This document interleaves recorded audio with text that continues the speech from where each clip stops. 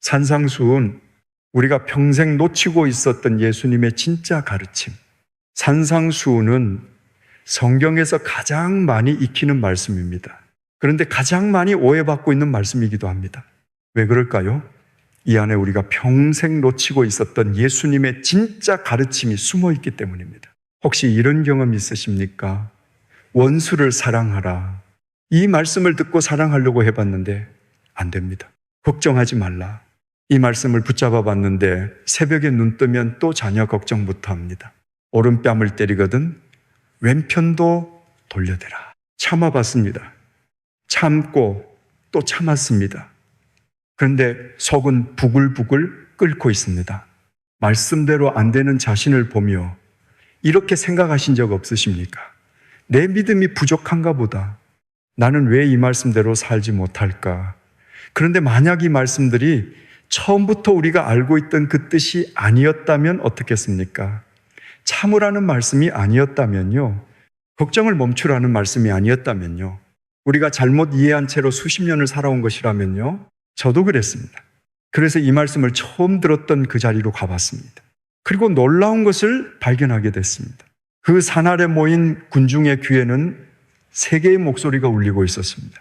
그 시대가 당연하다고 가르쳐온 세 가지 믿음이었습니다. 예수님이 입을 여셨습니다. 첫 말씀에 그 세 목소리가 전부 멈췄습니다. 그리고 마지막에 단 한 가지 질문을 남기셨습니다. 여러분, 성경을 오래 읽었는데도 마음에 닿지 않을 때가 있습니다. 기도를 드리는데도 하늘이 막힌 것 같을 때가 있습니다. 나는 왜 말씀 앞에서 옛날처럼 뜨거워지지 않을까? 어쩌면 그 이유가 오늘 이 말씀 안에 있었는지 모릅니다. 오늘 이 말씀을 끝까지 들으시면 수십 번 읽었던 바로 그 말씀이 처음 듣는 말씀처럼 가슴에 닿는 경험을 하시게 될 것입니다. 이 말씀이 마음에 닿으신다면 댓글에 아멘으로 고백해 주세요. 하나님, 제가 놓치고 있었던 것을 오늘 보여주소서. 여러분의 그 작은 고백이 오늘 이 말씀을 붙드는 첫걸음이 될 것입니다. 준비되셨습니까? 예수님의 그 가르침, 지금부터 함께 열어보겠습니다. 첫 번째, 세 개의 목소리, 약 2000년 전 갈릴리 북쪽입니다. 해가 뜨기 전부터 사람들이 산을 오르기 시작합니다. 바닷가에서 밤새 그물을 끌어올리던 어부가 올라옵니다. 손이 그물에 베어 피가 마르지 않았습니다. 그래도 올라왔습니다. 나사렛에서 온 그 랍비의 소문을 들었기 때문입니다. 아이를 등에 업은 어머니가 올라옵니다. 남편을 2해 전 열병으로 잃었습니다. 내일 아이에게 먹일 것이 없습니다. 그래도 올라왔습니다. 이를 악물고 올라오는 청년이 있습니다. 어제 길에서 로마 군병에게 짐을 빼앗겼습니다. 동생은 세금을 내지 못해 감옥에 갇혔습니다. 주먹을 꽉 쥐고 올라왔습니다. 두루마리를 품에 끼고 올라오는 바리새인도 있습니다. 이 나사렛 출신 랍비가 대체 무슨 말을 하는지 확인하러 올라왔습니다. 산 위에 사람들이 점점 모여들기 시작합니다. 어부와 농부와 과부와 세리와 병든 자와 절망한 자. 이들의 손은 각각 달랐지만 가슴 속에 품고 올라온 것은 같았습니다. 하나님이 정말 계시다면 왜 내 삶은 이 모양입니까? 그런데 이 사람들의 귀에는 이미 세 개의 목소리가 울리고 있었습니다. 태어나면서부터 들어온 목소리였습니다. 그 목소리가 하나님이 원하시는 삶이 무엇인지 이미 답을 정해놓고 있었습니다. 첫 번째 목소리는 바리새인의 목소리였습니다. 율법을 지켜라. 안식일을 지켜라. 손을 씻어라. 정결하게 살아라. 바리새인은 모세의 율법에 울타리를 쳤습니다. 613개의 계명을 만들었습니다. 그리고 그 계명 하나하나에 세부 조항을 덧붙였습니다. 안식일에 몇 걸음까지 걸을 수 있는지 정해놓았습니다. 밭에서 이삭 몇 개까지 줍는 것이 허용되는지 정해놓았습니다. 손을 씻는 순서와 횟수까지 규정했습니다. 이것을 다 지킬 수 있는 사람이 있었겠습니까? 어부는 안식일에도 그물을 손질해야 했습니다. 아이를 업은 어머니는 정결 규정을 지킬 여유가 없었습니다. 매일 생존에 허덕이는 사람들에게 613개의 규칙은 축복이 아니라 짐이었습니다. 그래서 이 사람들은 스스로를 죄인이라고 생각했습니다. 나는 율법을 지키지 못하는 사람이다. 나는 하나님 앞에 자격이 없는 사람이다. 바리새인의 목소리는 이렇게 말하고 있었습니다. 하나님의 축복을 받으려면 이것을 다 지켜야 한다. 너희는 부족하다. 두 번째 목소리는 열심당의 목소리였습니다. 칼을 들어라. 로마를 몰아내라. 하나님의 나라는 기다린다고 오지 않는다. 열심당은 로마 제국에 무력으로 저항하던 사람들이었습니다. 이들의 눈에 하나님의 나라는 분명했습니다. 로마를 몰아내고 다윗의 왕국을 다시 세우는 것, 그것만이 유일한 길이었습니다. 거리에서 로마 군병을 습격하고 산속에 숨어 무기를 모았습니다. 이 사람들에게 인내는 나약함이었고 평화는 굴종이었습니다. 열심당의 목소리는 이렇게 말하고 있었습니다. 분노하라, 싸워라, 힘으로 되찾아라. 세 번째 목소리는 로마의 목소리였습니다. 이 목소리는 말로 들리는 목소리가 아니었습니다. 눈에 보이는 목소리였습니다. 길마다 서 있는 로마 군병이 바로 그 목소리였습니다. 세금을 걷어가는 세리가 그 목소리였습니다. 예루살렘 거리마다 휘날리는 로마의 깃발이 그 목소리였습니다. 그 목소리는 이렇게 말하고 있었습니다. 강한 자가 지배한다. 약한 자는 복종한다. 이것이 세상의 법칙이다. 종교의 규칙, 혁명의 칼, 제국의 힘, 이 산 위에 모인 사람들은 이 세 목소리 속에서 태어나고 자라고 늙어가고 있었습니다. 그런데 그때 예수님이 오셨습니다. 마태복음 5장 1절입니다. 예수께서 무리를 보시고 산에 올라가 앉으시니 제자들이 나온지라. 여기서 놀라운 사실이 하나 있습니다. 예수님이 앉으셨습니다. 당시 유대 사회에서 랍비가 성경을 낭독할 때는 서 있었습니다. 서서 읽는 것은 다른 사람의 말씀을 전하는 것이었습니다. 그런데 앉으면 의미가 완전히 달라졌습니다. 앉는 것은 자기 권위로 가르치겠다는 선언이었습니다. 지금부터 내가 말하는 것은 남의 말이 아니다. 나의 말이다. 예수님이 앉으신 것은 바로 이 선언이었습니다. 산 위가 조용해졌습니다. 바람 소리만 남았습니다. 마태복음 5장 2절입니다. 입을 열어 가르쳐 이르시되, 예수님은 착하게 살라고 가르치러 오신 것이 아니었습니다. 이 세 가지 목소리가 만들어 놓은 세상의 법칙을 전부 뒤집으시고 완전히 새로운 왕국의 법을 선포하러 오신 것이었습니다. 그 첫 말씀이 무엇이었겠습니까? 함께 기도하시겠습니까? 하나님 아버지, 오늘 이 말씀 앞에 나아갑니다. 이 말씀을 다시 들을 수 있는 이 시간을 감사드립니다. 오랫동안 당연하게 여기고 있었던 이 말씀들을 새롭게 들을 수 있도록 제 귀를 열어주소서. 세상이 가르쳐온 목소리들이 아닌 오직 예수님의 음성만 듣게 해주소서. 그 음성이 제 삶의 기준이 되고 제 발걸음의 방향이 되게 해주소서. 주님의 음성은 반드시 제 삶을 바꿔놓으실 줄 믿습니다. 예수님의 이름으로 기도합니다. 아멘. 예수님이 여신 그 첫 말씀, 그 한 말씀이 이 산 위의 모든 것을 뒤집어 놓게 됩니다. 두 번째, 활복의 반전, 예수님이 여신 첫 번째 말씀입니다. 마태복음 5장 3절, 심령이 가난한 자는 복이 있나니 천국이 그들의 것이며, 이 한 말씀이 그 산 위에 공기를 바꿔 놓았습니다. 가난한 자가 복이 있다고요. 이 말씀을 들은 군중의 표정을 한번 상상해 보십시오. 바리새인은 율법을 완벽하게 지키는 자가 복이 있다고 가르쳤습니다. 열심당은 로마를 몰아내는 자가 복이 있다고 가르쳤습니다. 로마는 힘을 가진 자가 복이 있다고 가르쳤습니다. 그런데 예수님은 가난한 자가 복이 있다고 하셨습니다. 여기서 놀라운 사실이 하나 있습니다. 가난에 해당하는 헬라어가 중요합니다. 당시 헬라어에는 가난을 뜻하는 단어가 두 가지 있었습니다. 하나는 페네스입니다. 이것은 하루 벌어 하루 먹는 가난입니다. 일하지 않으면 살 수 없지만 일하면 먹고 살 수는 있는 가난입니다. 그런데 예수님이 쓰신 단어는 페네스가 아니었습니다. 푸토코스였습니다. 푸토코스는 완전히 다른 가난입니다. 화산한 가난입니다. 일할 능력도 없고 의지할 것도 없어서 구걸하지 않으면 죽는 가난입니다. 움츠러들고 쪼그리고 앉아서 손을 내밀 수밖에 없는 사람. 바로 그런 사람이 복이 있다고 하신 겁니다. 이게 말이 됩니까? 바리새인의 귀에는 말이 안 됐을 것입니다. 율법을 지키는 자가 아니라 아무것도 할 수 없는 자가 복이 있다고요. 자기 힘으로 서 있는 자가 아니라 쓰러져서 손을 내밀 수밖에 없는 자가 복이 있다고요. 이것이 바로 첫 번째 목소리가 무너지는 순간이었습니다. 바리새인이 만들어 놓은 규칙 목록이 깨지는 순간이었습니다. 하나님 앞에 설 수 있는 자격은 613개의 규칙을 지키는 것이 아니었습니다. 나는 아무것도 할 수 없습니다라고 고백하는 것이었습니다. 규칙 목록이 아니라 파산이 시작이었던 겁니다. 예수님은 여기서 멈추지 않으셨습니다. 두 번째 말씀, 세 번째 말씀이 이어졌습니다. 애통하는 자는 복이 있나니 그들이 위로를 받을 것이며 온유한 자는 복이 있나니 그들이 땅을 기업으로 받을 것이요. 여기서 세 번째 말씀, 온유한 자에 주목해야 합니다. 온유함의 헬라어는 프라우스입니다. 이 단어의 원래 뜻이 놀랍습니다. 프라우스는 당시 헬라 사회에서 야생마를 길들였을 때 쓰던 단어였습니다. 야생마는 엄청난 힘을 가지고 있습니다. 발로 차면 사람이 죽습니다.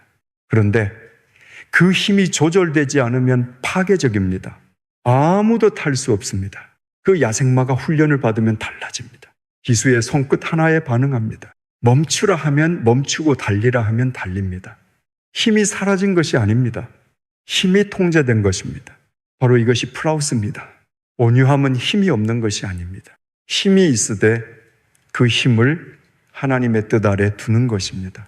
화낼 수 있는데 화내지 않는 것입니다. 보복할 수 있는데 보복하지 않는 것입니다. 그런데 예수님은 이 온유한 자가 땅을 기업으로 받는다고 하셨습니다. 이것은 열심당의 귀를 정면으로 때리는 말씀이었습니다. 열심당은 칼로 땅을 되찾겠다고 했습니다. 그런데 예수님은 칼을 내려놓는 자가 오히려 땅을 얻는다고 하신 겁니다. 두 번째 목소리가 무너지는 순간이었습니다. 그리고 예수님은 일곱 번째 말씀에서 세 번째 목소리까지 무너뜨리셨습니다. 마태복음 5장 9절입니다. 화평하게 하는 자는 복이 있나니 그들이 하나님의 아들이라 일컬음을 받을 것이며 로마는 힘으로 지배하는 자가 세상의 주인이라고 가르쳤습니다. 그런데 예수님은 화평을 만드는 자가 하나님의 아들이라고 하셨습니다. 힘이 아니라 화평이었습니다. 지배가 아니라 화해였습니다. 세 번째 목소리가 무너졌습니다. 8개의 말씀. 예수님은 단 8개의 말씀으로 그 시대를 지배하던 3개의 목소리를 전부 뒤집으셨습니다. 그런데 이 8개의 말씀에는 한 가지 더 놀라운 비밀이 숨어 있습니다. 이 8개가 흩어진 목록이 아니라는 것입니다. 순서가 있습니다. 하나의 여정입니다. 심령이 가난해지면 애통하게 됩니다. 애통하면 온유해집니다. 온유해지면 의를 갈망하게 됩니다. 의를 갈망하면 긍휼을 베풀게 됩니다. 긍휼을 베풀면 마음이 청결해집니다. 마음이 청결해지면 화평을 만들게 됩니다. 그리고 화평을 만드는 자는 박해를 받게 됩니다. 화산에서 시작해서 박해로 끝나는 여정입니다. 이것은 영적 계단입니다. 첫 번째 계단에 서지 않으면 두 번째 계단을 밟을 수 없는 구조입니다. 그리고 여기서 가장 놀라운 발견이 있습니다. 첫 번째 팔복의 보상을 보십시오. 심령이 가난한 자는 복이 있나니 천국이 그들의 것이며 마지막 팔복의 보상을 보십시오. 의를 위하여 박해를 받은 자는 복이 있나니 천국이 그들의 것임이라. 천국이 그들의 것. 첫 번째도 천국이고 마지막도 천국입니다. 아무것도 없이 시작한 사람과 모든 것을 잃은 사람에게 같은 보상이 주어진 겁니다. 하나의 원이었습니다. 하산으로 시작해서 박해를 견디고 다시 천국으로 돌아오는 원이었습니다. 혹시 이런 생각을 하신 적 없으십니까? 심령이 가난하다는 게 도대체 무슨 뜻인지 모르겠다. 팔복을 수십 번 들었는데 한 번도 와닿은 적이 없다. 팔복이 와닿지 않았던 이유가 있었던 겁니다. 우리는 이 말씀을 흩어진 목록으로 읽어왔습니다. 그런데 이것은 목록이 아니라 여정이었습니다. 그리고 그 여정의 시작은 내 힘으로 서 있는 자리가 아니라 무릎 꿇고 안 됩니다 하고 고백하는 자리였습니다. 함께 기도하시겠습니까? 하나님 아버지, 오늘 이 팔복의 말씀을 감사드립니다. 그동안 이 말씀을 머리로만 알고 있었습니다. 흩어진 목록으로 읽고 있었습니다. 오늘 이 말씀이 하나의 여정이었음을 알게 해주셔서 감사합니다. 제 심령을 가난하게 해주소서. 내 힘이 아니라 주님의 은혜 앞에 무릎 꿇게 해주소서. 그 자리에서부터 주님이 예비하신 여정을 걸어가게 해주소서. 그 여정의 끝에 천국이 있음을 믿습니다. 예수님의 이름으로 기도합니다. 아멘. 예수님은 8개의 말씀으로 3개의 목소리를 전부 뒤집으셨습니다. 그런데 뒤집는 것으로 끝이 아니었습니다. 목소리가 무너진 자리에 예수님은 완전히 새로운 삶의 법칙을 세우기 시작하셨습니다. 그 가운데 가장 충격적인 말씀이 있었습니다. 3번째, 오른뺨의 진짜 의미. 세 목소리 가운데 가장 강력했던 목소리가 있었습니다. 로마의 목소리였습니다. 강한 자가 지배한다, 약한 자는 복종한다. 이 목소리에 길들여진 세상에서 예수님이 말씀하셨습니다. 마태복음 5장 38절부터 39절입니다. 또 눈은 눈으로 이는 이로 갚으라 하였다는 것을 너희가 들었으나 나는 너희에게 이르노니 악한 자를 대적하지 말라. 누구든지 네 오른편 뺨을 치거든 왼편도 돌려대며. 이 말씀을 듣고 우리는 이렇게 이해해 왔습니다. 참으라는 뜻이구나. 맞아도 가만히 있으라는 뜻이구나. 그리스도인은 맞고 사는 거구나. 참아봤습니다. 참고 또 참았습니다. 그런데 속은 부글부글 끓었습니다. 그래서 자책했습니다. 나는 왜 이 말씀대로 살지 못할까? 내 믿음이 부족한 건가? 그런데 이 말씀은 처음부터 참으라는 말씀이 아니었습니다. 이것이 이 말씀에서 가장 놀라운 사실입니다. 한 가지만 생각해 보십시오. 예수님은 왜 오른편 뺨이라고 하셨을까요? 그냥 뺨을 치거든이라고 하실 수도 있었습니다. 그런데 구체적으로 오른편 뺨이라고 하셨습니다. 이 한 단어에 놀라운 비밀이 숨어 있습니다. 1세기 유대 사회의 장면을 떠올려 보십시오. 상대방의 오른편 뺨을 때리려면 어떻게 해야 합니까? 서로 마주보고 서 있다고 생각해 보십시오. 오른손으로 상대방의 오른편 뺨을 치려면 방법은 하나뿐입니다. 손등으로 쳐야 합니다. 당시 유대 사회에서 손등으로 치는 것은 특별한 의미가 있었습니다. 주먹으로 치는 것과 전혀 달랐습니다. 손등으로 치는 것은 동등한 상대에게 하는 행위가 아니었습니다. 주인이 종에게, 로마 군병이 유대인에게, 높은 자가 낮은 자에게 하는 행위였습니다. 너는 나보다 아래에 있는 존재다. 이것을 몸으로 보여주는 모욕이었습니다. 그런데 예수님이 말씀하셨습니다. 왼편도 돌려대라. 왼편 뺨을 돌려대면 어떻게 됩니까? 손등으로는 칠 수 없게 됩니다. 각도가 안 됩니다. 손등 모욕이 더 이상 통하지 않는 겁니다. 다시 치려면 동등한 상대에게 하듯이 쳐야 합니다. 종처럼 모욕하는 것이 더 이상 불가능해진 겁니다. 왼편 뺨을 돌려대는 것은 이런 뜻이었습니다. 나를 종처럼 대하는 것은 이제 끝이다. 나는 내 발 아래 있는 존재가 아니다. 이것이 말이 됩니까? 참으라는 말씀이 아니었습니다. 불종하라는 말씀도 아니었습니다. 불의 앞에서 폭력으로 대항하지 않으면서도 자기 존엄을 지키라는 말씀이었습니다. 약자의 저항이었습니다. 그 다음 말씀도 똑같은 구조입니다. 마태복음 5장 41절입니다.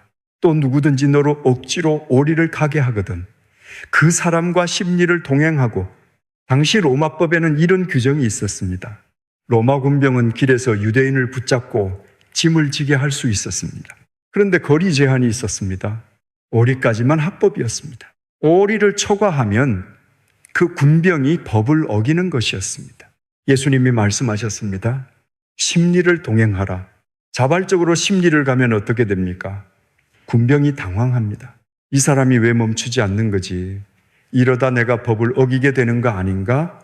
주도권이 바뀐 겁니다. 명령하던 자가 불안해지고 명령받던 자가 주도권을 주게 됐습니다. 마태복음 5장 40절도 같은 구조입니다. 또 너를 고발하여 속옷을 가지고자 하는 자에게 겉옷까지도 가지게 하며. 속옷을 빼앗기는 것도 모자라 겉옷까지 주면 어떻게 됩니까? 벌거벗게 됩니다. 당시 유대 문화에서 벌거벗은 사람의 몸을 보게 된 자가 수치를 당했습니다. 벗은 사람이 아니라 보는 사람이 부끄러워지는 것이었습니다. 빼앗는 자가 오히려 수치를 당하게 되는 상황을 만들어버린 겁니다. 세 장면 모두 같은 것을 말하고 있습니다. 예수님은 폭력으로 맞서라고 하지 않으셨습니다. 그렇다고 짓밟히고 있으라고도 하지 않으셨습니다. 폭력 없이 불의에 저항하는 법을 가르치신 겁니다. 할 없이 존엄을 지키는 법을 보여주신 겁니다. 그리고 바로 이어서 더 깊은 말씀을 하셨습니다. 마태복음 5장 44절부터 45절입니다. 나는 너희에게 이르노니 너희 원수를 사랑하며 너희를 박해하는 자를 위하여 기도하라. 이같이 한즉 하늘에 계신 너희 아버지의 아들이 되리니 이는 하나님이 그 해를 악인과 선인에게 비추시며 비를 의로운 자와 불의한 자에게 내려 주심이라. 왜 원수를 사랑해야 합니까? 하나님이 그렇게 하시기 때문입니다. 해가 악인에게도 뜹니다. 비가 불의한 자에게도 내립니다. 하나님은 조건을 따지지 않으십니다. 그 하나님의 자녀가 되라는 말씀이었습니다. 여러분, 이 말씀대로 살지 못해서 자책하셨던 그 마음 기억하십니까? 참아야 하는데 참지 못해서 사랑해야 하는데 사랑하지 못해서 스스로를 원망하셨던 그 마음 말입니다. 이 말씀은 처음부터 이를 악물고 참으라는 말씀이 아니었습니다. 불의 앞에서 존엄을 잃지 말라는 말씀이었습니다. 그리고 그 존엄의 근거는 내 힘이 아니라 하나님의 자녀라는 정체성이었습니다. 함께 기도하시겠습니까? 하나님 아버지, 오랫동안 이 말씀을 오해하고 있었습니다. 참지 못하는 자신을 원망했습니다. 사랑하지 못하는 자신을 자책했습니다. 주님이 가르치신 것은 이를 악무는 인내가 아니라 하나님의 자녀로서의 존엄이었음을 알게 해주셔서 감사합니다. 불의 앞에서 폭력으로 대항하지 않으면서도 주님이 주신 존엄을 잃지 않는 사람이 되게 해주소서. 원수까지도 사랑하시는 아버지의 마음을 닮아가게 해주소서. 그 사랑이 제 안에서 자라날 줄 믿습니다. 예수님의 이름으로 기도합니다. 아멘. 예수님은 세상의 법칙을 뒤집으셨습니다. 보복 대신 존엄을, 힘 대신 사랑을 놓으셨습니다. 그런데 예수님은 여기서 멈추지 않으셨습니다. 바깥보다 더 깊은 곳을 보고 계셨습니다. 네 번째, 마음의 뿌리. 바리새인의 목소리는 행동을 체크했습니다. 손을 씻었느냐, 안식일을 지켰느냐, 규칙을 어기지 않았느냐, 겉으로 보이는 행동이 그들의 기준이었습니다. 예수님은 그 행동 아래로 내려가셨습니다. 산상수훈에는 놀라운 패턴이 하나 있습니다. 예수님이 반복해서 쓰신 문장 구조가 있습니다. 하였다는 것을 너희가 들었으나 나는 너희에게 이르노니 너희가 들어온 것은 이것이다. 그런데 내가 말하는 것은 다르다. 이 구조가 6번 반복됩니다. 그 가운데 처음 2개가 가장 충격적이었습니다. 마태복음 5장 21절부터 22절입니다. 옛사람에게 말한 바 살인하지 말라. 누구든지 살인하면 심판을 받게 되리라 하였다는 것을 너희가 들었으나 나는 너희에게 이르노니 형제에게 노하는 자마다 심판을 받게 되고 형제를 대하여 나가라 하는 자는 공회에 잡혀가게 되고 미련한 놈이라 하는 자는 지옥불에 들어가게 되리라. 그 산 위에 모인 군중의 대부분은 사람을 죽인 적이 없었을 것입니다. 살인하지 말라. 이 계명은 자기와 상관없다고 생각했을 것입니다. 바리새인의 규칙 목록으로 보면 이 항목은 통과한 겁니다. 나는 사람을 죽인 적이 없으니까. 그런데 예수님이 그 규칙들을 뚫고 들어가셨습니다. 살인이 문제가 아니라 분노가 문제라고 하신 겁니다. 칼을 들기 전에 이미 마음에서 시작된다는 것입니다. 여기서 라가라는 단어에 주목해야 합니다. 이것은 당시 아람어로 빈머리, 쓸모없는 놈이라는 뜻입니다. 예수님은 분노의 단계를 3단계로 나누어 보여주신 겁니다. 첫 번째, 마음속에 분노를 품는 것. 두 번째, 라가라고 말하는 것. 상대를 쓸모없는 존재로 깎아내리는 것. 세 번째, 미련한 놈이라고 하는 것. 상대 인격 자체를 부정하는 것. 마음에서 시작해서 입으로 나오고 결국 상대를 사람 취급하지 않게 되는 것입니다. 살인은 거기서 끝나는 겁니다. 예수님은 칼을 드는 순간을 다루신 것이 아니었습니다. 칼을 들게 만드는 그 뿌리를 드러내신 겁니다. 바로 이어서 같은 구조가 한 번 더 나옵니다. 마태복음 5장 27절부터 28절입니다. 또 간음하지 말라 하였다는 것을 너희가 들었으나 나는 너희에게 이르노니 음욕을 품고 여자를 보는 자마다 마음에 이미 간음하였느니라. 바리새인의 규칙 목록으로는 간음을 하지 않았으면 통과입니다. 행동을 하지 않았으니까요. 그런데 예수님은 행동이 아니라 시선을 보셨습니다. 시선이 머무는 자리가 마음이 머무는 자리라는 것입니다. 행동 전에 이미 마음에서 끝나 있다는 것입니다. 그리고 맹세에 대해서도 같은 말씀을 하셨습니다. 마태복음 5장 37절입니다. 오직 너희 말은 옳다, 옳다. 아니라, 아니라 하라. 이에서 지나는 것은 악으로부터 나느니라. 당시 바리새인은 맹세를 구분했습니다. 하늘을 두고 맹세하면 반드시 지켜야 하고 땅을 두고 맹세하면 덜 지켜도 된다는 식이었습니다. 맹세의 등급을 만들어 놓은 겁니다. 예수님은 그것을 전부 뒤집으셨습니다. 옳으면 옳다 하고 아니면 아니라 하라. 맹세가 필요 없는 사람이 되라. 말 자체가 곧 진실인 사람이 되라. 이것이 무엇을 의미합니까? 바리새인은 무엇을 하지 않으면 된다고 가르쳤습니다. 죽이지 않으면 된다. 간음하지 않으면 된다. 맹세를 어기지 않으면 된다. 행동만 체크하면 되는 겁니다. 예수님은 정반대로 말씀하셨습니다. 행동이 문제가 아니라 마음이 문제다. 분노하지 않는 마음, 탐하지 않는 시선, 속이지 않는 말, 행동의 것이 아니라 마음의 뿌리를 보라고 하신 겁니다. 여러분, 혹시 이런 적 없으십니까? 교회에서는 웃고 집에 돌아오면 한마디도 하기 싫은 적, 기도 시간에는 감사합니다 하면서 마음, 한 구석에는 누군가에 대한 섭섭함이 쌓여 있는 적, 입으로는 용서한다고 했는데 그 사람 얼굴만 떠오르면 가슴이 답답해지는 적. 바리새인의 규칙으로는 다 통과입니다. 교회 나갔고 기도했고 봉사했고 용서한다고 말했으니까요. 그런데 예수님은 그 규칙 너머를 보고 계셨습니다. 마음의 뿌리를 보고 계셨습니다. 이것이 두렵게 느껴지실 수 있습니다. 행동만 보시는 것도 어려운데 마음까지 보신다면 누가 하나님 앞에 설 수 있겠습니까? 맞습니다. 아무도 설 수 없습니다. 그래서 첫 번째 팔복이 심령이 가난한 자였던 겁니다. 나는 아무것도 할 수 없습니다라는 고백이 시작이었던 겁니다. 예수님은 우리의 힘으로 되지 않는다는 것을 가장 먼저 보여주셨던 것입니다. 함께 기도하시겠습니까? 하나님 아버지, 제 마음의 뿌리를 보시는 주님 앞에 나아갑니다. 행동이 아니라 마음을 보시는 주님의 눈을 알게 해주셔서 감사합니다. 겉으로는 괜찮은 척했지만 마음 깊은 곳에 분노가, 섭섭함이, 함심이 남아있었음을 고백합니다. 제 힘으로는 이 뿌리를 뽑을 수 없습니다. 주님만이 제 마음의 뿌리를 만지실 수 있습니다. 제 마음을 주님의 손에 맡깁니다. 끝이 아니라 속부터 새로워지게 해주소서. 그 새로워짐이 반드시 임할 줄 믿습니다. 예수님의 이름으로 기도합니다. 아멘. 예수님은 행동의 뿌리까지 내려가셨습니다. 바깥을 고치시는 것이 아니라 안을 고치시는 분이셨습니다. 그런데 내 힘으로 이 뿌리를 뽑을 수 없다면 어디서부터 시작해야 하는 걸까요? 예수님이 그 자리를 알려주셨습니다. 다섯 번째, 골방의 기도. 바리새인은 기도를 사람들 앞에서 했습니다. 회당에서 기도할 때 큰 소리로 기도했습니다. 길모퉁이에서 기도 시간이 되면 일부러 그 자리에 서서 기도했습니다. 모든 사람이 볼 수 있도록 기도하는 모습이 곧 신앙의 증거였습니다. 저 사람은 기도를 저렇게 열심히 하는구나. 저 사람은 하나님 앞에 바로 선 사람이구나. 사람들의 시선이 바로 그 보상이었습니다.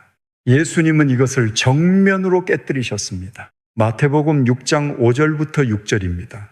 또 너희는 기도할 때에 외식하는 자와 같이 하지 말라.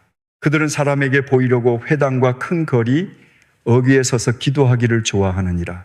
내가 진실로 너희에게 이르노니 그들은 자기 상을 이미 받았느니라. 너는 기도할 때에 내 골방에 들어가 문을 닫고 은밀한 중에 계신 내 아버지께 기도하라. 은밀한 중에 보시는 네 아버지께서 갚으시리라. 이 말씀을 들은 군중에게 이것은 엄청난 충격이었을 것입니다. 당시 유대 사회에서 기도는 공적인 행위였습니다. 신앙을 보여주는 방법이었습니다. 기도를 잘하는 사람이 곧 신앙이 깊은 사람이었습니다. 그런데 예수님이 말씀하셨습니다. 골방에 들어가라. 문을 닫아라. 아무도 보지 않는 곳에서 기도하라. 왜 그러셨을까요? 은밀한 중에 보시는 내 아버지께서 갚으시리라. 이 한 문장이 핵심입니다. 사람 앞에서 기도하면 사람이 보상을 줍니다. 존경, 인정, 평판. 그런데 그것이 보상의 전부입니다. 자기 상을 이미 받았다고 하셨습니다. 끝난 겁니다. 아무도 보지 않는 곳에서 기도하면 하나님이 보시고 하나님이 갚으십니다. 보상의 출처가 달라지는 겁니다. 사람에게 받을 것인가, 하나님에게 받을 것인가. 예수님은 이것을 기도에만 적용하지 않으셨습니다. 구제할 때도 같은 말씀을 하셨습니다. 오른손이 하는 것을 왼손이 모르게 하라. 금식할 때도 같은 말씀을 하셨습니다. 머리에 기름을 바르고 얼굴을 씻으라. 금식하는 티를 내지 말라는 것입니다. 구제도 은밀하게, 기도도 은밀하게, 금식도 은밀하게 3번 반복하셨습니다. 같은 원리입니다. 은밀한 중에 보시는 아버지, 하나님은 아무도 보지 않는 곳을 보고 계십니다. 그리고 바로 이어서 예수님은 기도의 본을 보여주셨습니다. 우리가 주기도문이라고 부르는 그 기도입니다. 마태복음 6장 9절부터입니다. 그러므로 너희는 이렇게 기도하라. 하늘에 계신 우리 아버지여, 이름이 거룩히 여김을 받으시오며. 여기서 놀라운 사실이 하나 있습니다. 주기도문이 순서입니다. 우리는 이 기도를 수천 번 암송해 왔습니다. 그런데 이 기도의 순서가 왜 이 순서? 첫 번째 줄, 이름이 거룩히 여김을 받으시오며. 두 번째 줄, 나라가 임하시오며. 세 번째 줄, 뜻이 하늘에서 이루어진 것 같이 땅에서도 이루어지이다. 여기까지가 주기도문의 전반부입니다. 3줄 모두 하나님에 대한 기도입니다. 하나님의 이름, 하나님의 나라, 하나님의 뜻, 나라는 글자가 한 번도 나오지 않습니다. 내 필요, 내 문제, 내 걱정이 하나도 없습니다. 4번째 줄에 가서야 비로소 우리가 나옵니다. 오늘 우리에게 일용할 양식을 주시옵고, 5번째 줄, 우리가 우리에게 죄 지은 자를 사하여 준 것 같이 우리 죄를 사하여 주시옵고, 6번째 줄, 우리를 시험에 들게 하지 마시옵고 다만 악에서 구하시옵소서. 보이십니까? 예수님이 놓으신 순서입니다. 하나님의 이름이 먼저, 하나님의 나라가 먼저, 하나님의 뜻이 먼저, 그 다음에 나의 필요, 나의 관계, 나의 보호가 옵니다. 우리는 보통 어떻게 기도합니까? 하나님, 이것을 해주세요. 하나님, 저것을 해주세요. 하나님이 문제를 풀어주세요. 나의 필요부터 시작합니다. 그런데 예수님은 정반대의 순서를 보여주셨습니다. 나의 필요보다 하나님의 이름이 먼저입니다. 나의 계획보다 하나님의 나라가 먼저입니다. 나의 뜻보다 하나님의 뜻이 먼저입니다. 이것이 기도의 순서를 바꾸는 것이 아닙니다. 삶의 순서를 바꾸는 것입니다. 그리고 4번째 줄에서 한 가지 더 놀라운 것이 있습니다. 오늘 우리에게 일용할 양식을 주시옵고, 여기서 일용할이라는 단어입니다. 이 단어의 헬라어가 에피우시오스입니다. 놀라운 사실이 있습니다. 이 단어는 신약 성경 전체에서 오직 이 구절에만 등장합니다. 다른 곳에서는 한 번도 쓰이지 않은 단어입니다. 학자들 사이에서도 이 단어의 정확한 뜻이 논쟁 중입니다. 오늘 필요한 만큼만이라는 해석도 있고, 내일의 것을 오늘이라는 해석도 있습니다. 그런데 어느 쪽이든 핵심은 같습니다. 한 달치를 구하지 않으셨습니다. 1년치를 구하지 않으셨습니다. 오늘 하루 것만 구하셨습니다. 내일은 내일 다시 구하라는 것입니다. 매일 하나님 앞에 오라는 것입니다. 매일 하나님을 필요로 하라는 것입니다. 주기도문은 기도의 모범만이 아니었습니다. 삶의 순서를 알려주신 것이었습니다. 하나님 먼저, 그 다음 나, 그리고 매일.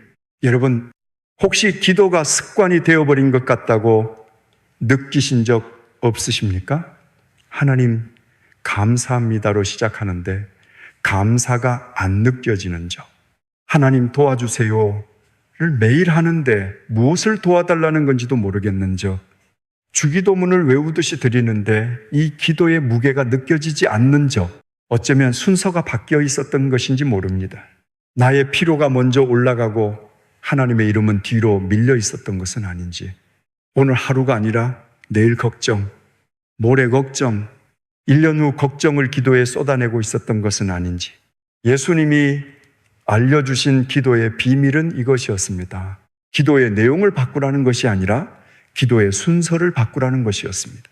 하나님의 이름이 먼저 올라가면 나의 필요는 그 다음에 자리를 찾습니다. 오늘 하루만 구하면 내일 걱정은 내일의 자리로 돌아갑니다. 그리고 이 모든 것이 골방에서 시작됩니다. 아무도 보지 않는 곳에서, 사람의 시선이 없는 곳에서, 오직 아버지만 계신 곳에서, 거기서 기도의 순서가 바뀌고 삶의 순서가 바뀌는 겁니다. 함께 기도하시겠습니까? 하나님 아버지, 오늘 이 기도의 순서를 알게 해주셔서 감사합니다. 그동안 제 필요를 먼저 올려드렸습니다. 제 걱정을 먼저 쏟아내었습니다. 오늘부터 순서를 바꾸겠습니다. 주님의 이름을 먼저 높이겠습니다. 주님의 나라를 먼저 구하겠습니다. 주님의 뜻을 먼저 여쭙겠습니다. 그리고 오늘 하루의 양식만 구하겠습니다. 내일은 내일 다시 주님 앞에 나오겠습니다.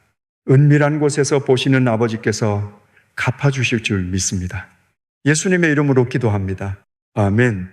예수님은 기도의 순서를 바꾸셨습니다. 하나님 먼저, 그 다음 날, 그리고 매일, 그런데 오늘 하루만 구하라고 하셨습니다. 그러면 내일은요, 예수님은 이 질문도 알고 계셨습니다. 6번째, 두려움의 두 얼굴, 새벽에 눈이 떠집니다. 아직 해가 뜨지 않았습니다. 그런데 눈을 뜨는 순간 이미 무언가가 올라오기 시작합니다. 자녀 걱정, 건강 걱정, 돈 걱정, 기도보다 먼저 올라옵니다. 말씀보다 먼저 찾아옵니다. 예수님은 이 마음을 아셨습니다. 그런데 걱정하지 말라는 말씀을 하시기 전에 먼저 보물에 대해 말씀하셨습니다. 마태복음 6장 19절입니다. 너희를 위하여 보물을 땅에 쌓아두지 말라. 거기는 종과 동록이 해하며 도둑이 구멍을 뚫고 도둑질하느니라. 그리고 21절에서 이렇게 말씀하셨습니다. 내 보물이 있는 곳에는 내 마음도 있느니라. 보물이 있는 곳에 마음이 간다. 이 말씀은 단순해 보이지만 뒤집어 보면 무섭습니다. 내 마음이 어디에 있는지 알고 싶으면 내 보물이 어디에 있는지 보면 된다는 겁니다. 무엇을 가장 소중하게 여기고 있는가? 무엇을 잃을까 봐 가장 두려워하는가? 그것이 바로 내 보물이고 거기에 내 마음이가 있는 겁니다. 그리고 바로 이어서 예수님이 선언하셨습니다. 마태복음 6장 14절입니다. 한 사람이 두 주인을 섬기지 못할 것이니 혹 이를 미워하며 저를 사랑하거나 혹 이를 중히 여기고 저를 경히 여김이라. 너희가 하나님과 재물을 겸하여 섬기지 못하느니라. 두 주인을 동시에 섬길 수 없다. 하나님과 재물을 겸하여 섬길 수 없다. 안 된다가 아니라 못한다고 하셨습니다. 불가능하다는 선언입니다. 그리고 바로 다음 절에서 예수님은 그러므로라고 하셨습니다. 마태복음 6장 25절입니다. 그러므로 내가 너희에게 이르노니 목숨을 위하여 무엇을 먹을까? 무엇을 마실까? 몸을 위하여 무엇을 입을까? 염려하지 말라. 여기서 놀라운 것이 있습니다. 그러므로입니다. 보물 이야기를 하시다가 그러므로 걱정하지 말라고 하셨습니다. 이것은 보물과 걱정이 따로따로가 아니라는 뜻입니다. 하나로 이어져 있다는 뜻입니다. 이것이 이 말씀에서 우리가 놓치고 있었던 가장 중요한 발견입니다. 우리는 마태복음 6장을 읽을 때 보통 두 단락으로 나눠서 읽습니다. 19절부터 24절까지는 보물에 대한 가르침, 25절부터 34절까지는 걱정하지 말라는 가르침. 다른 주제, 다른 단락이라고 생각합니다. 그런데 예수님은 이것을 하나의 연속된 말씀으로 하셨습니다. 그러므로가 그 증거입니다. 보물을 땅에 쌓는 것과 내일을 걱정하는 것, 이 두 가지는 전혀 달라 보입니다. 하나는 가진 사람의 문제 같고 하나는 없는 사람의 문제 같습니다. 쌓는 것과 걱정하는 것이 무슨 관계가 있겠습니까? 같은 뿌리입니다. 하나님이 충분하지 않을까 봐 이 두려움이 같은 뿌리입니다. 하나님이 충분하지 않을 것 같으니까 쌓습니다. 더 모으고 더 지고 더 확보해 놓으려고 합니다. 하나님이 충분하지 않을 것 같으니까 걱정합니다. 내일이 불안하고 모레가 불안하고 1년 후가 불안합니다. 쌓는 것은 두려움의 한 얼굴이었고 걱정하는 것은 같은 두려움의 다른 얼굴이었습니다. 예수님은 이 두려움을 아셨습니다. 그래서 가장 아름다운 장면을 보여주셨습니다. 마태복음 6장 26절입니다. 공중의 새를 보라. 심지도 않고 거두지도 않고 창고에 모아들이지도 아니하되 너희 하늘 아버지께서 기르시나니 너희는 이것들보다 귀하지 아니하냐? 새는 쌓아두지 않습니다. 창고가 없습니다. 그런데 하나님이 기르십니다. 그러면서 물으셨습니다. 너희는 이것들보다 귀하지 아니하냐? 마태복음 6장 28절부터 29절입니다. 또 너희가 어찌 의복을 위하여 염려하느냐들의 백합화가 어떻게 자라는가 생각하여 보라. 수고도 아니하고 길쌈도 아니하느니라. 그러나 내가 너희에게 말하노니 솔로몬의 모든 영광으로도 입은 것이 이 꽃 하나만 갖지 못하였느니라. 그 산 아래 갈릴리 들판을 한번 떠올려 보십시오. 예수님이 이 말씀을 하실 때에 군중의 눈앞에 실제로 그 들판이 펼쳐져 있었습니다. 봄이 되면 갈릴리 들판에는 붉은 아네모네가 가득 피어납니다. 노란 들꽃과 보라색 꽃들이 바람에 흔들립니다. 예수님이 어쩌면 손으로 그 들판을 가리키시며 말씀하셨을지 모릅니다. 저 꽃을 보아라. 이 꽃들은 아무것도 하지 않았습니다. 수고하지 않았습니다. 실을 잡지 않았습니다. 옷을 짜지 않았습니다. 그런데 이스라엘 역사상 가장 화려했던 왕 솔로몬의 모든 영광으로도 이 꽃 하나만 갖지 못했다고 하셨습니다. 왜요? 꽃은 하나님이 입히신 것이기 때문입니다. 솔로몬의 옷은 사람이 만든 것이지만 이 들꽃의 아름다움은 하나님이 직접 입히신 것입니다. 사람의 손이 만든 것과 하나님의 손이 만드신 것은 비교가 되지 않는 겁니다. 그리고 예수님이 물으셨습니다. 오늘 있다가 내일 아궁이에 던져지는 들풀도 하나님이 이렇게 입히시는데 하물며 너희는 어떻겠느냐? 여러분, 건강검진 결과를 기다리는 밤이 있습니다. 통장 잔고를 확인하는 순간 가슴이 철렁 내려앉는 날이 있습니다. 밤에 잠이 오지 않을 때가 있습니다. 내일이 무서워서. 그 걱정의 뿌리가 무엇인지 아십니까? 하나님이 충분하지 않을까 봐. 이 한 문장이 뿌리입니다. 하나님이 충분하시다면 쌓아둘 필요가 없습니다. 하나님이 충분하시다면 내일을 걱정할 필요가 없습니다. 쌓는 것도 걱정하는 것도 같은 자리에서 내려놓을 수 있는 겁니다. 예수님이 그 내려놓을 자리를 알려주셨습니다. 마태복음 6장 33절입니다. 그런즉 너희는 먼저 그의 나라와 그의 의를 구하라. 그리하면 이 모든 것을 너희에게 더하시리라. 먼저 이 한 단어가 핵심입니다. 걱정을 하지 말라는 것이 아닙니다. 순서를 바꾸라는 것입니다. 걱정이 먼저 오면 하나님이 밀려납니다. 하나님이 먼저 오면 걱정이 자리를 잃습니다. 앞에서 기도의 순서가 그랬습니다. 하나님의 이름이 먼저, 하나님의 나라가 먼저, 그 다음 나의 필요. 여기서도 같은 원리입니다. 하나님의 나라가 먼저, 하나님의 의가 먼저, 그러면 이 모든 것을 더하시겠다고 약속하셨습니다. 먹을 것, 입을 것, 내일 걱정할 것, 이 모든 것을 더하시겠다고. 그리고 예수님은 이 말씀을 이렇게 마무리하셨습니다. 마태복음 6장 34절입니다. 그러므로 내일 일을 위하여 염려하지 말라. 내일 일은 내일이 염려할 것이요. 한날의 괴로움은 그날로 족하니라. 한날의 괴로움은 그날로 족하니라. 오늘 하루의 무게만 지면 됩니다. 내일의 무게까지 오늘 지려고 하니까 무너지는 겁니다. 오늘 것만 지십시오. 내일 것은 내일의 하나님이 함께 지실 것입니다. 모레 것은 모레의 하나님이 함께 지실 것입니다. 오늘의 하나님이 충분하시다면 내일의 하나님도 충분하십니다. 쌓지 않아도 됩니다. 하나님이 채우실 것이기 때문입니다. 걱정하지 않아도 됩니다. 하나님이 아실 것이기 때문입니다. 내일을 두려워하지 않아도 됩니다. 내일도 하나님이 거기 계실 것이기 때문입니다. 함께 기도하시겠습니까? 하나님 아버지, 고백합니다. 저는 쌓아두려고 했습니다. 더 모으면 안전할 줄 알았습니다. 저는 걱정했습니다. 내일이 두려웠습니다. 그 싸움과 걱정의 뿌리가 같은 것이었음을 알게 해주셔서 감사합니다. 하나님이 충분하지 않을까 봐 두려웠던 제 마음을 용서해 주소서. 공중의 새를 기르시고 들의 백합화를 입히시는 아버지, 저도 그 손 안에 있음을 믿습니다.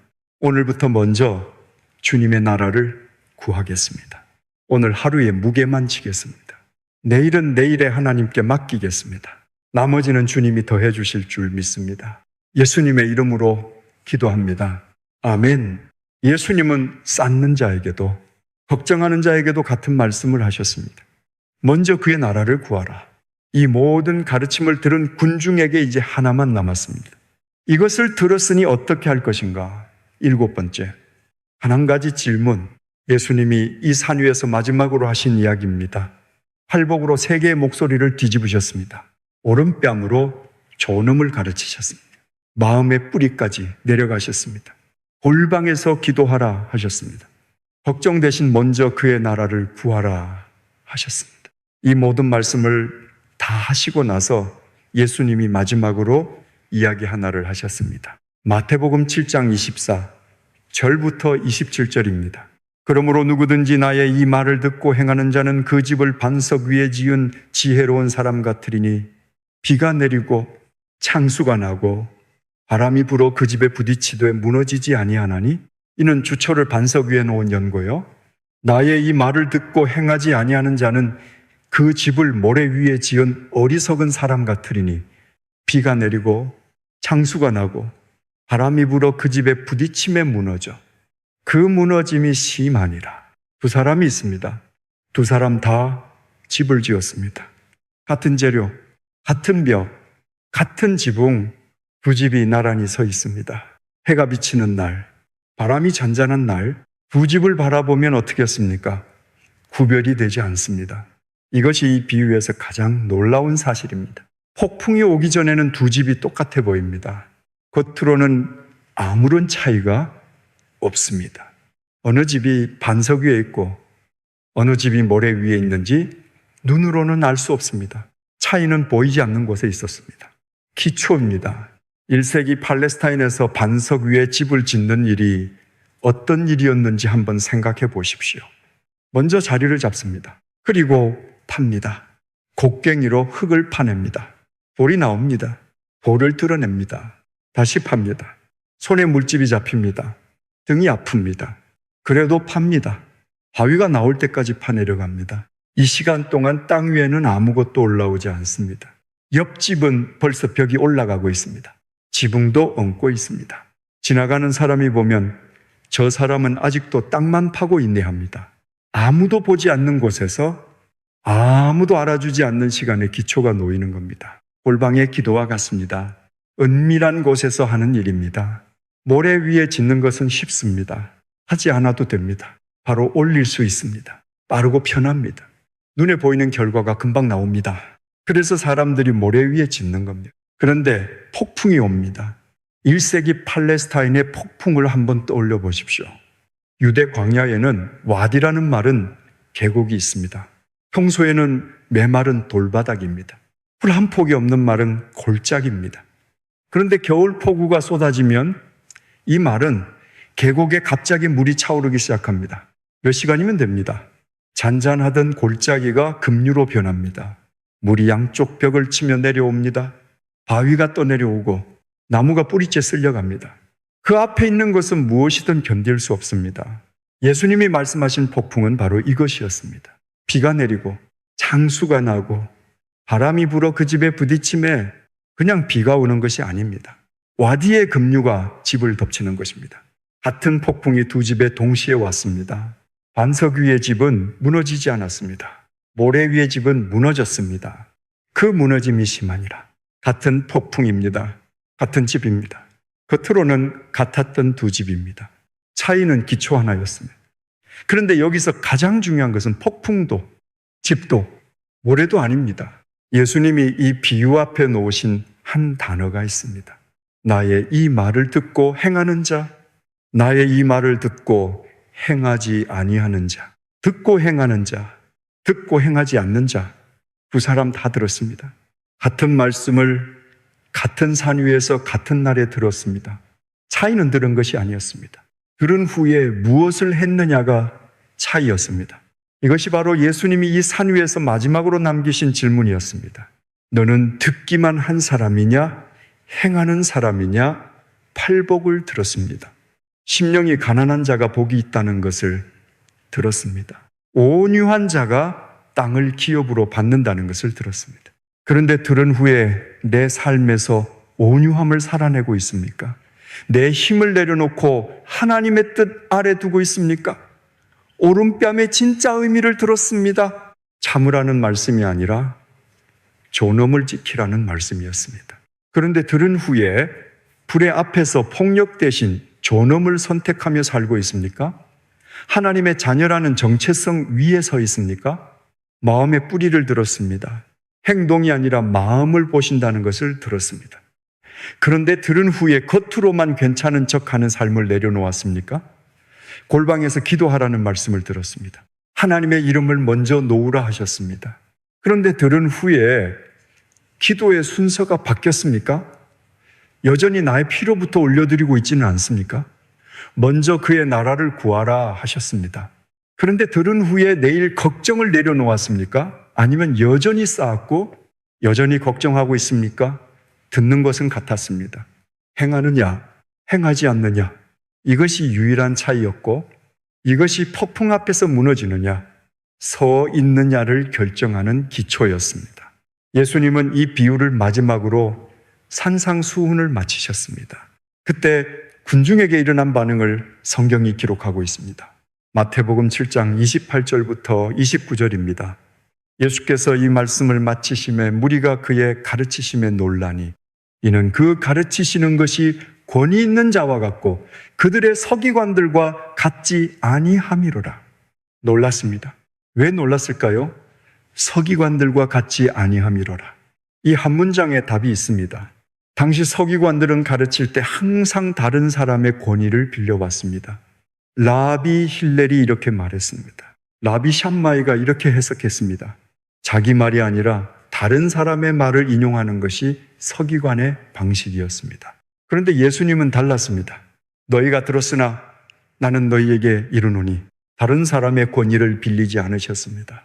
나는이라고 하셨습니다. 자기 권위로 말씀하셨습니다. 이것이 군중이 놀란 이유였습니다. 내용이 좋아서 놀란 것이 아니었습니다. 이 사람이 대체 누구이기에 이런 권위로 말하는가? 율법을 주신 하나님과 동등한 권위로 말하고 있지 않은가? 이것이 충격이었던 겁니다. 여러분, 그 산 위에서 무슨 일이 일어났는지 이제 보이기 시작하십니까? 예수님은 착하게 살라고 가르치신 것이 아니었습니다. 바리새인의 규칙 목록이 지배하던 세상에서 심령이 가난한 자가 복이 있다고 선언하셨습니다.